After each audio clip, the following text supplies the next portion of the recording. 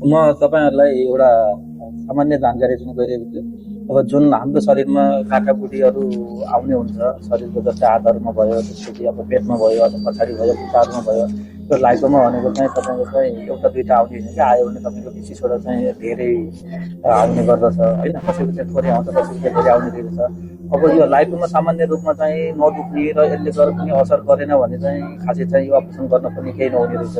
तर जब यो लाइकोमा चाहिँ इन्फेक्सन हुँदै गयो भने त्यसको चाहिँ अन्तिम विकल्प भनेको चाहिँ अपरेसनै रहेछ।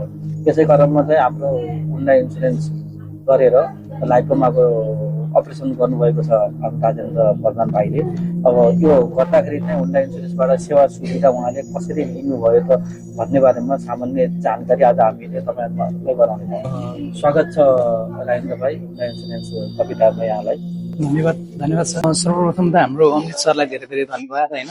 उहाँकै कारणले गर्दाखेरि चाहिँ मैले चाहिँ हुन्डाई इन्सुरेन्समा चाहिँ आबद्ध हुने मौका पाएँ होइन।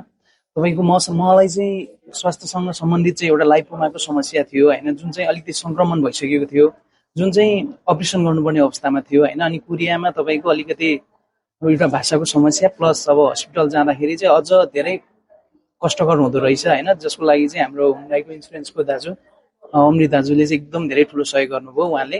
र प्लस हुन्डाई इन्सुरेन्सले गर्दा पनि मलाई तपाईँको हस्पिटलमा लाग्ने खर्चहरूको होइन धेरै नै सहयोग राहत मिल्यो मलाई चाहिँ।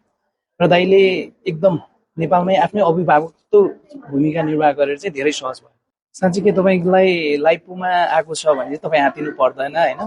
तपाईँ हस्पिटल गएर चाहिँ साधारण सर्जरी गरेर चाहिँ तपाईँको 1 हप्तादेखि 2 हप्ताको बिचमा चाहिँ निको हुन सक्नुहुन्छ होइन। तपाईँको लाइपोमा भइसके पछाडि हस्पिटल गइसके पछाडि चाहिँ तपाईँको अपरेसन भएको चाहिँ 1 देखि 2 हप्तासम्ममै निको हुन्छ होइन।